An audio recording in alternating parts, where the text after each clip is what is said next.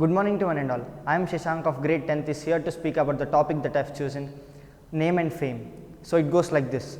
There was a former Under Secretary of Defense who was invited to give a speech at a large conference, about 1000 people. He was standing on the stage with his cup of coffee in a styrofoam cup, giving his prepared to march with his PowerPoint behind him.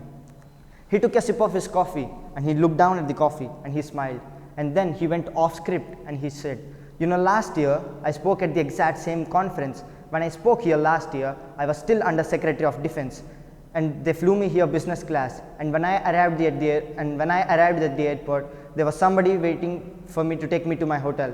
And when they took me to my hotel, they had already checked me in, and they just took me up to my room.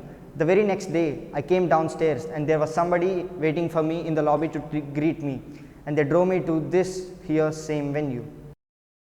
Hello everybody, my name is Rohit and I'm from grade 10th. I'm going to be speaking about the topic whether money can buy friends and happiness. So firstly, what is money? It is a resource that brings immense pride and pleasure to some and extreme discouragement and disappointment to others. If there is one thing people would die for, it in fact and surely is money. In this world of mixed feelings, the only thing that brings people together is money. People will do either good or bad to earn some money. But the real question is whether money can buy friends and happiness. And the answer to that is a big no, as they're not something you can buy. You can't buy friends and happiness by buying $1 million house or a car, as at some point you'll want to buy other expensive and unique money grubbing goods. So with that being said, I strongly believe that it is not necessary to live a jovial life. So with all the money and all the fake pride in the world, you will be nothing but a lifeless ATM for your fake friends and fake family that likes you for not who you are but for how much you can spend. A very good afternoon everyone. I am Yagna of grade 10 and I am here to talk about what the older generations can learn from the younger generations. As we all know the famous quote, "If you were never young and crazy, you can never be old and wise." And it's a very well heard quote and I think many people would relate to it as well. So this notion, this preconceived notion that I've observed that most of us elders tell us to listen to them, and that is true because the older generation have more experience with their life, they've gone through a lot of things, and I completely respect their opinion and obey them as well. But why wouldn't we have this thought, what can the older generations learn from the younger generations? Maybe there's scope for them to learn something from us too. So inculcated with a few of my personal experiences and a few of my friends' experiences and a little bit of research, I've come up with a few things what the older generation can be learning from the younger generation.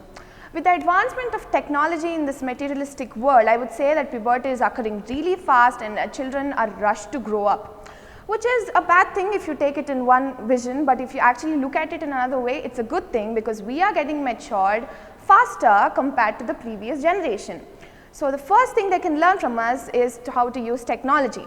Today we have so much technology in the form of mobile phones, laptops, TVs, and we have so much resource from what we can learn. And the older generation from us can learn how to use different kinds of technology, use different kinds of resources, utilize them to learn new things. Good afternoon everyone here. I am Martika of grade 10. So how many of you have been on a roller coaster ride? I suppose your ride might have been something like this. As you start off, you try to calm down. Once paused at the peak of the crest, even if for a split second, your entire world freezes. You don't try to look anywhere close down south. You are scared to your nerves. And by the time you try to adapt to the situations and the surrounding around you, you are all of a sudden dropped where your only remedy is to vent out by screaming as loud as you can. Roller coaster is an utter uncertain ride. You just sit tight, belted and sealed, where you don't know what might happen at what moment.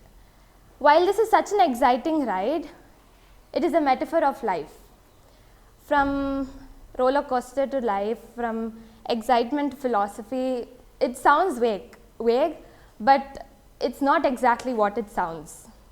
Today you might be happy, tomorrow you might be sad, and the very next day might be frustrating. So I hope I've made enough sense to bring you all on board for today's discussion. Life is a roller coaster ride. Life is a voyage, a journey whose arrival and departure are exactly the same, nothingness. We embark on this ride with complete emptiness, and on the way, we learn how to speak, how to think, how to learn, how to act upon, how to win, how to lose, and when nearing the spiral down with the complete emptiness we started with. Life is exactly like a roller coaster. It is not filled with tangible presents, but on the way we make intangible memories. My topic for today is, can money buy everything, even friends and happiness? First things first, what is money? Money is a source of exchange in form of coins and notes to get tangible goods. It is one of the most important things in this world because money can get you basic needs which are really required for a human to live in this world. One would be in agony without money. The $1,000,000 question here is, can money buy everything, even friends and happiness? I'll come to this point later. What is happiness? Happiness is a feeling which is characterized by joy, contentment and satisfaction. You attain true happiness when you spend your time with your loved ones, like your parents, friends or someone that you love. You can also attain it by doing something that you love. It can be art, designing or anything. There are so many ways you can attain true happiness. And with money, when you purchase a product, you get happy. Once you see another person purchasing a product that is better than yours, you start to get jealous. You will want a product that the other person has or even better than that, and will not care about the product that you already have anymore.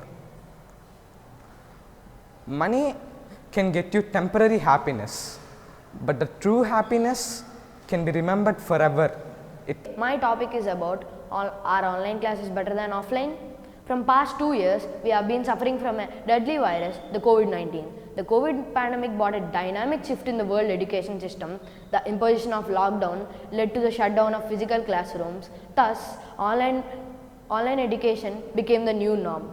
Although online education managed to keep education alive in these difficult times, but it cannot completely replace it in the difficult times.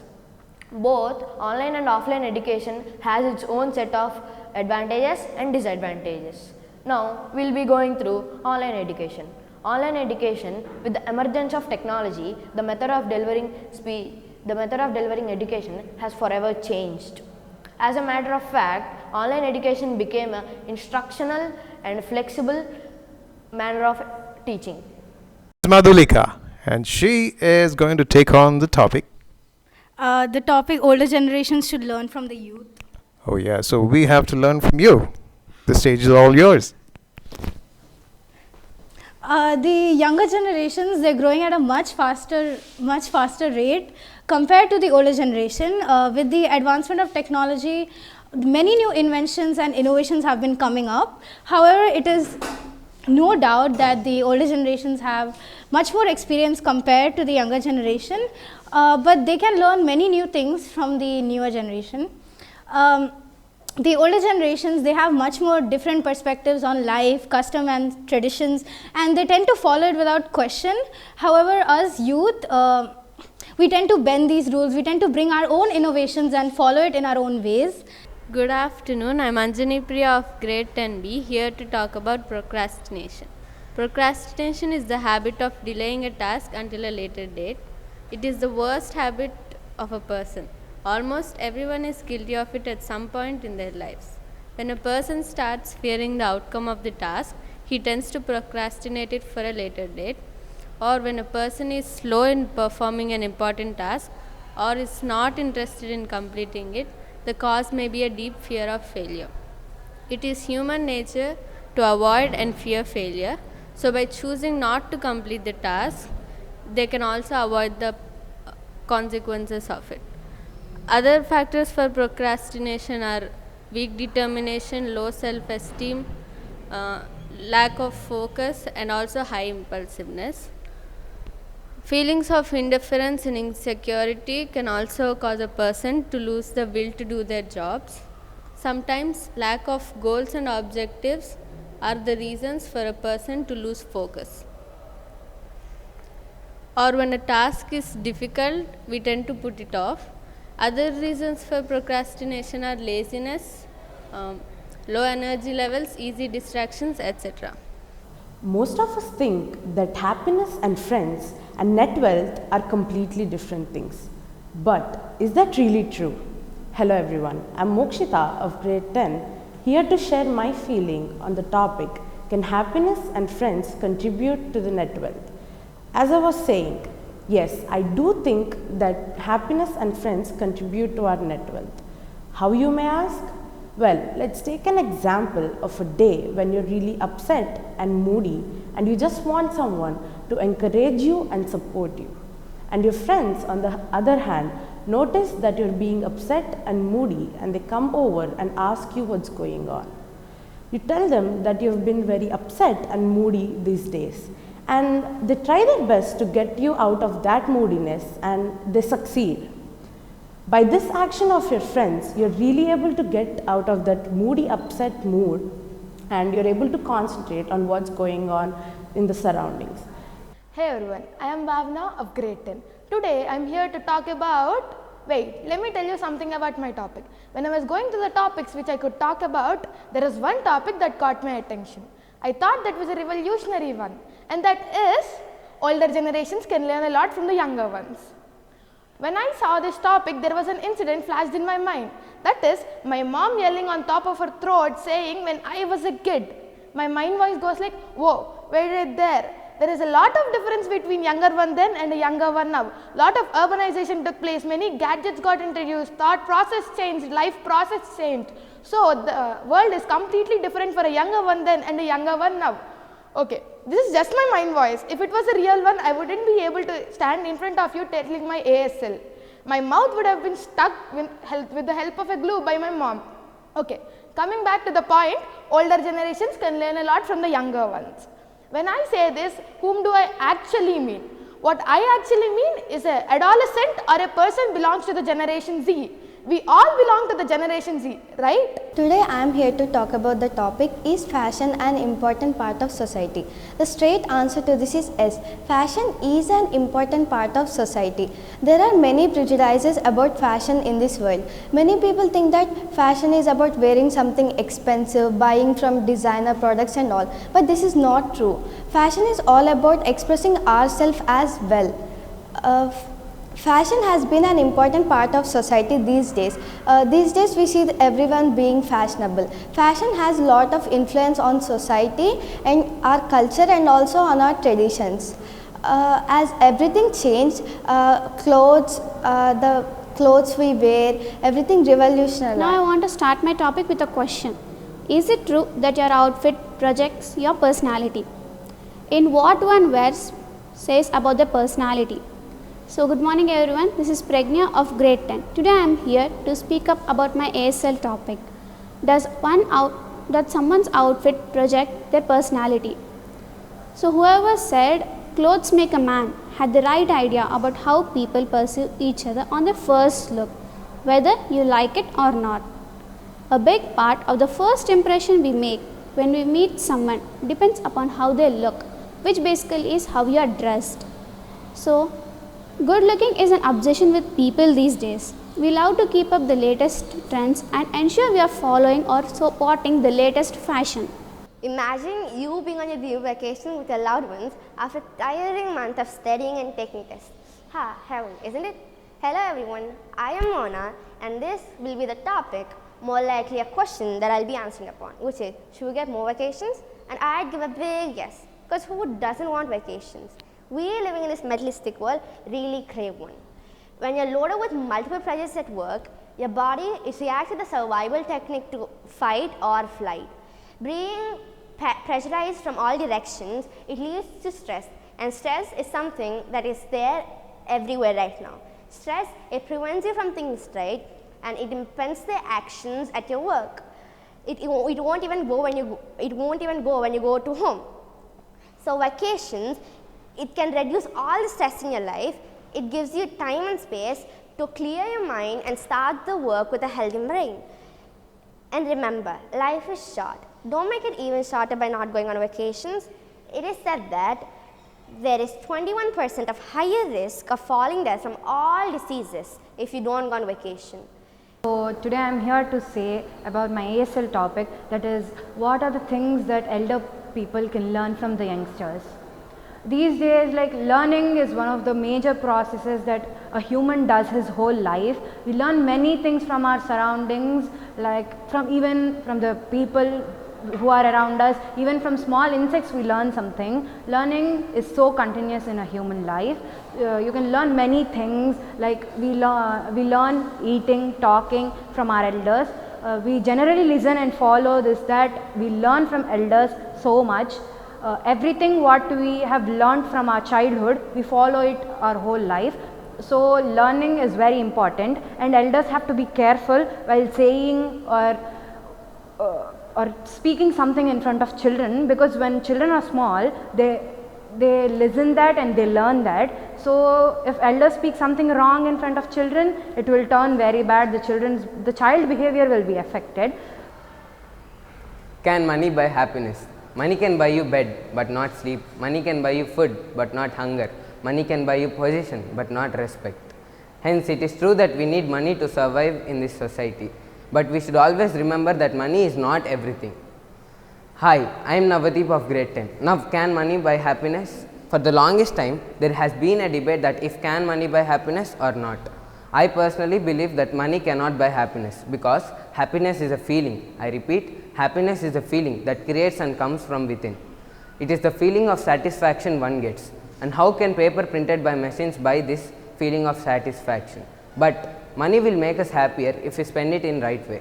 Here the question is not how much we make or how much we have, but the question is what we do with the money that is available to us. Let me start my topic by asking a question. How many of you struggle waking up on Monday mornings?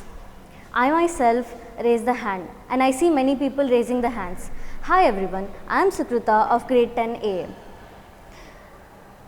My topic for this ASL is why is it hard to wake up on Monday mornings? One reason why so many people feel terrible waking up on a Monday morning is that they sleep longer. If your normal sleeping times during a weekend, if your normal sleeping times on a weekday are 10 p.m. to 6 a.m. and then you sleep from midnight to 11 a.m. over the weekend, this will result in tiredness on Monday morning. Researchers have called this phenomenon social jet lag. This is the result of work, school and social obligation push the body away from the normal sleeping times. The social jet lag has adverse health consequences. Good afternoon everyone.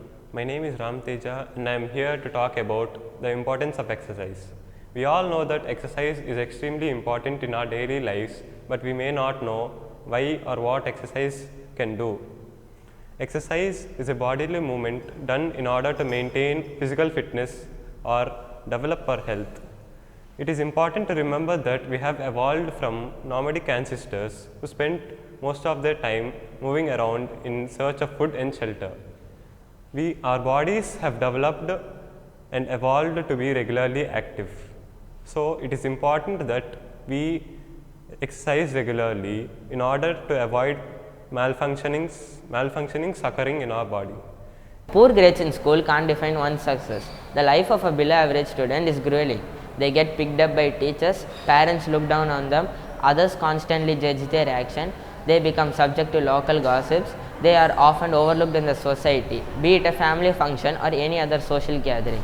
Although these students do not care much at their young age, all this unwittingly impact how they view their childhood. They resort from the circle of friends, they detach themselves from the expectations of parents and teachers. We think that they fail in their life because of mistreat and poor grades.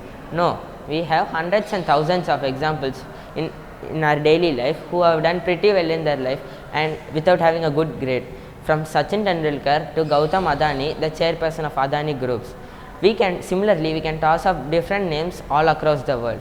If we dig a little deeper to understand why some students study well and are treated differently and some are treated differently, we can say that equal treatment is impossible. Most of us judge a person based on their status. Better the pay, better the respect in the society, and the same goes with students. I could hear the ambulance rushing to the accident. It is miserable to see someone so young go away so early. The car was torn in half, another senseless death caused by driving and texting. Hello everyone, my name is Harichandana and today I am going to be speaking about the topic driving and texting as that for yourself and others. The world today is dependent on multiple cellular devices. That even includes being attached to your cell phone while driving a car. Yes, cell phones are useful, but even more dangerous when used at inappropriate times. One of the most dangerous times to use a cell phone is while driving a car. Every day, drivers who choose to text while driving a car risk their own life as well as yours. These are the accidents that don't have to happen. In 2011, 23% of the auto collisions involved cell phones. That is 1.3 million crashes. Good afternoon everyone, my name is Harshit. I am going to speak upon the topic, why should we exercise daily? Exercise is basically any physical activity which we perform on a repetitive basis for relaxing our body and reducing our mental stress. It is important to do regular exercise. If we exercise on a daily basis, we become fit both mentally and physically. Moreover, not exercising regularly can make a person susceptible of different diseases. So, just like eating regularly, we should also exercise regularly. Let's go through the importance of exercise. Exercise is important for every person's health and fitness. Especially, it is important for every sphere of life. Especially today's youth need to exercise more than ever. This is because of the junk food they consume every day can hamper the quality of life. Self-love. So, loving yourself is the key to a happy life. When you start loving yourself, life becomes more colorful, wonderful and bursting with great abundance. When we lose sight of self-love, we lose sight of what's most important, our goals and ambitions. Love is the core of who you innately are. It is very important to practice self-love for your inner peace. Love yourself with gratitude. Love your faults, love your flaws and look for the best in yourself. Loving yourself will enable you to become more inspired, to become a better version of yourself and also become what you esteem to be. Whenever you feel tired, give your body a break, let it recharge. A person who practices self-love will never need to depend on anybody for their happiness. It is an empowering feeling to feel happy from the inside. The first step of self-love is realizing that we are just humans and it is okay to make mistakes. It is okay to not have a good day or a good week. We should always remember that bad times will pass and we are going to succeed one day or the other day. Practicing self-love can help us adapt healthy habits like eating healthy, for example. Good afternoon. I am Hasini of Grade 10, here to speak upon a topic, do men gossip more than women? Gossip can unite us, calm us and entertain us. It can lead us to improved livelihoods, improved home situations. It can even warn about bad people, bad weather conditions or bad situations. It's a preconceived notion, isn't it? Women gossip a lot. Whenever we see two women bonding or sharing things, the only thing that gets into our mind is a gossip. Whenever we see women giggling or laughing, we think it is a gossip. Whenever the tea spills, we think it is because women gossiped. Men, someone needs to tell you this. It might as well be me. You gossip more than women. A non-profit think tank conducted in England, it conducted a survey of 1,000 cell phone users about how they use their cell phone for gossip, gave a result that 33% of men indulge in gossiping more than 26% of women. Well, money is probably one of the most important things in the world today. Without it, life would be really hard, but with it, you would be economically strong and you would get everything you want. But here comes the right question. Can money actually make someone physically and emotionally happy? There are many sides to this debate. Money can virtually buy anything, but are you sure money can bring back you the time where you want to go back and make things right? If so, you would probably have nothing to regret and you would get everything you wanted. Money can buy success and talent, but the success wouldn't last for a longer time. You can buy a job with money, but do you think you have the proper skills for the job? Let me give you an example. Maybe you want to be a singer, but the society doesn't accept that profession and you have to choose another profession and you choose to become an engineer. Okay, with money, you buy a degree and you get quality education to become an engineer, but your heart and mind would be running behind your passion and you would be struggling to become a better engineer. And you can buy friends with money, but definitely not true friends.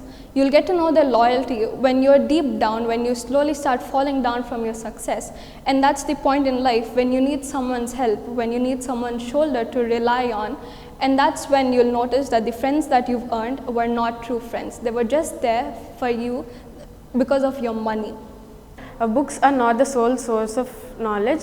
Books have always been a source of knowledge, but they're not the best source, nor they are the only source. In my opinion, we learn a lot from our experiences than books. Books teach us a lot of things. Books contain the knowledge and wisdom of learned people. The knowledge that nature around us gives us is much more than that given in a book. Actually, we learn a lot from our experiences than books. Bookish knowledge may enable us to get a good job and earn a living, but that's not sufficient. No book can teach us how to be content or happy in our lives. No book can teach us how to overcome our situations. No book can teach us how to predict the outcomes of our actions. Hello everyone, I am Sanjana of grade 10B and today I'd like to speak on the topic of older generations having a lot to learn from younger generations. So as bizarre as it sounds, older generations do have a lot to learn from us. It is not peculiar, however, when someone comes to us and tells that our elders are only trying to say things for our own good or they have the best intentions at heart. They do. But some of them project their emotions and feelings in ways which could hurt us.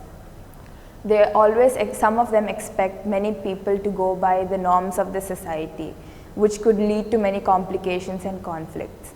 We, however, though we are so naive and young, we tend to take a lot of time before we judge someone. We tend to get to know them and we don't judge a book by its cover. So this is something which maybe a lot of them could learn from us. I'm here to say ASL of the topic crime against women in India. So crime against a woman is any kind of violence or mistreatment of girls or for young married women or old aged women. So women are protected by many laws of the crime, of any kind of crime. But in practice, women face a lot of violence at home, at public places and even at the office or while traveling. They face harassment, molestation, rapes, dowry deaths and forced abortions, sterilization and are tortured in our society. So as said in our Rig Vedas and the great epics, the women are depicted as the mother nature, mother earth and goddess of money and prosperity and so on. What are the causes and solutions for poverty and hunger? According to the announcement from the United Nations, each day about 25,000 people die due to hunger and hunger caused by poverty. Nowadays, hunger and poverty is still remaining as an urgent problem for us and for every country. We have to prevent it and save many souls. There are many nutritious food all around the world, but the problem is the people are living in poverty and not able to buy the food.